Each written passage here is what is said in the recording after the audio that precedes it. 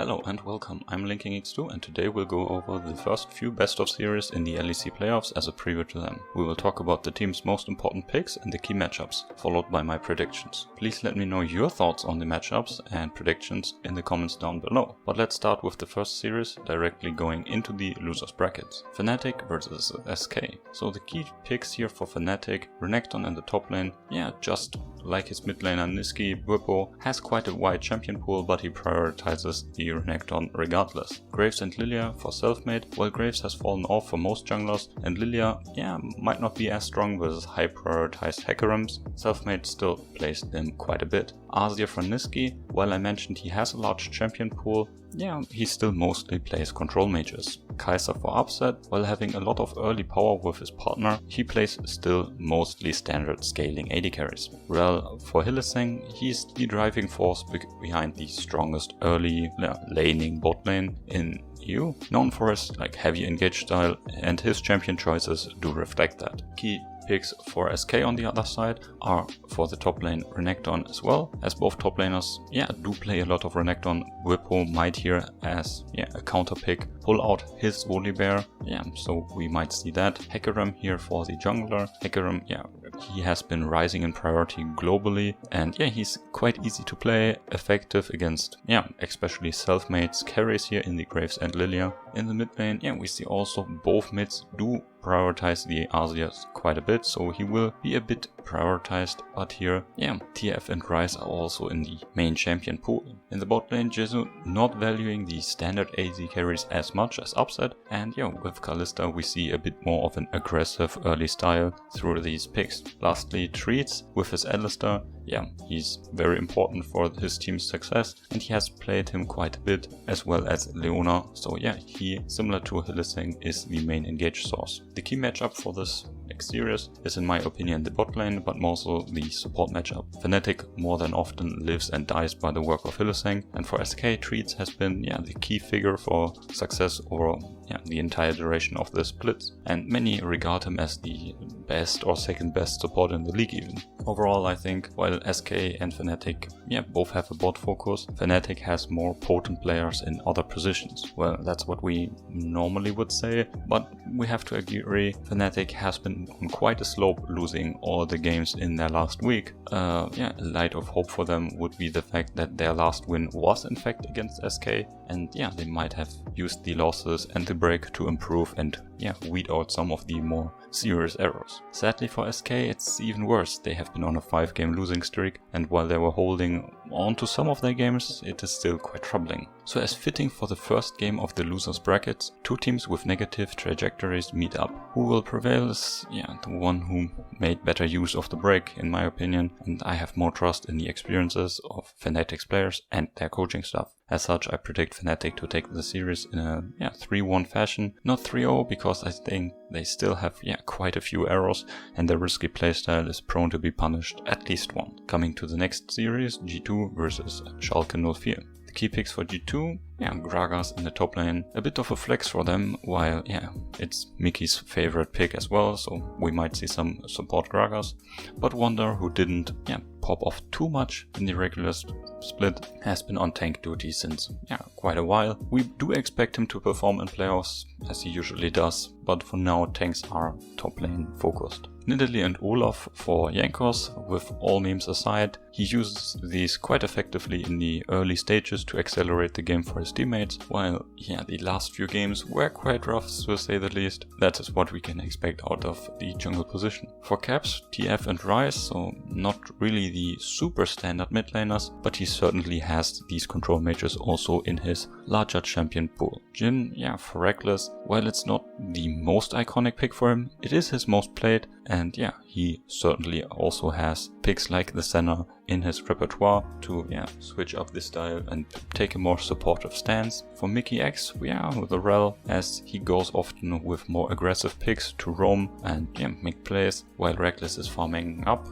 He, just like his mid laner though, has a quite large champion pool, so we might expect to see something quite different coming up. Key Picks for Schalke on the other side, GP for the top lane, a rare sight to see, but yeah, Broken Blade not only gets counterpick quite regularly, but with the GP has a truly great pick in his repertoire to use against the more sinning top laners. In the jungle, Hecarim, again the horse here, and yeah, again it's easy to play. It's quite straightforward, and especially into Jankos' picks here. In the mid lane, Ori and Azir, so the standard mids for quite a while now. They have dash chains obviously, but against Caps picks they have a few issues, mostly in the non-standard parts of the game, which is something that G2 can throw at you at some points, like the split push or like really early roams. In the bot lane here, the Kai'Sa, the standard AD carry of 2021 so far. Not really too much to say other than Reckless's champions and his personal playstyle really matches well against her. Here in the support position, Alistar. Well, Alistar and Rel standoff again here. On paper, the Alistar does fairly well into the Rel, but afterwards, we all know how Rel engages can be super powerful and oppressive in teamfights, for example. The key matchup for me here in this matchup is the top lane. Wander has been a bit shaky and BB has been one of the more reliable players for Schalke, but even as his team had better games, the honest state of the other matchups is that they are strongly G2 favored. Of course, Gilius has had some good games and Jankos can seem to land spears, but in playoffs G2 is just on their game, and unless Schalke can get a huge edges in draft, it should be nearly impossible to push through. For example, all of G2 bot Wanderer earn simply more gold per minute than Schalke, a stat inflated by their win rate of course, but it's obviously also intertwined. If you have more gold, you win more too. Looking at the CS per minute numbers, there are more edges for Schalke, but considering the difference in champions, a lower CS per minute stat for Wanderer is to be expected, and considering the AD carries though, it becomes a bit more clear that there is a player gap present in this matchup. Overall, I think it's pretty clear, and I will move along now. 3-0 for G2, unless Schalke can find a miracle or cheese to victory, which is also quite unlikely as G2 is the cheese team. So the next and final series, Rogue versus Mad. The key picks here for Rogue, Gnar and Renekton in the top lane, but the Yordle in the top for Odoamne alongside other questionable picks. They give you some early power, as you say, but he still holds strong with these sinner picks here in the top lane, with the great help by his jungler Inspired, who prioritizes the Lilia quite a bit, and other fast clearing junglers like the Udyr. He's a cornerstone of the team from the early to mid game stages, and with his mid laner who is usually on Azir duty, with Larsen being the Azir player in Europe if you wanted. Larsen, he has other champions also, and with the Azir being mostly banned, we can also expect to see the other control mages in his hands. In the bot lane for Hanshammer, the Kai'Sa for Hanshammer in the bot lane, while over his rather long career he has played a fair share of AD carries, this split he is rather uncreative and goes with the usual high Kai'Sa priority. Rounding up Rogue with the Rel in the support position, you see that they heavily prioritize the standard meta picks and don't really look for crazy deviations from it. With a more controlled playstyle, they surely have found success with this strategy. On the other side, Mad, more known for their bot lane, and have tried carries or tanks in the top with Aatrox and Gragas, and you have to say they have found wins with either strategy. While Aatrox obviously is very vulnerable to meta champions like the Gnar, they might have prepared the Irelia for it. I wouldn't put it past them.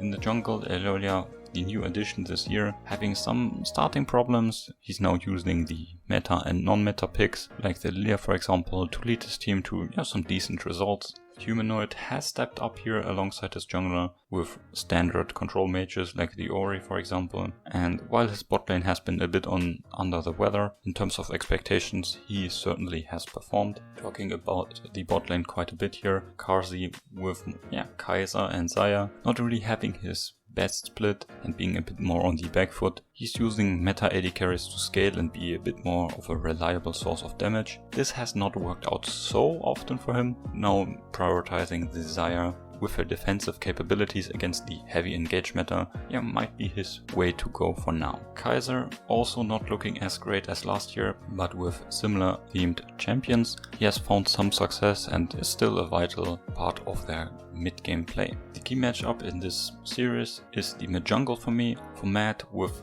top and bot having a bit of variety in their performance levels. The mid-jungle has been the more reliable core piece of their play. On the other side though, Larsen and Inspired are in close contention with G2 for the best mid-jungle.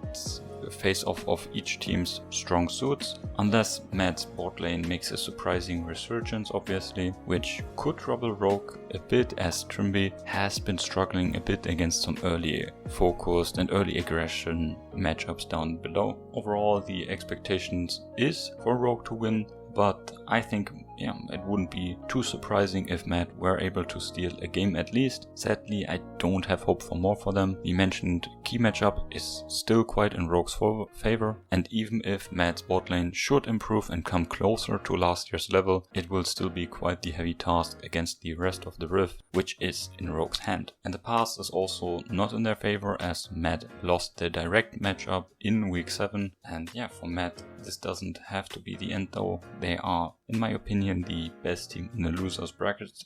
If they should lose here, they still have some edges they need to round up and polish up as well. So that's it with the preview. This would result in the next matchups for the coming round: G2 versus Rogue, Schalke versus Fnatic. But before we talk about those, let's wait for the first set of games. So that's it for today. Thank you for your time. I wish you had a great day. Good luck on the Rift. Till the next one. Bye.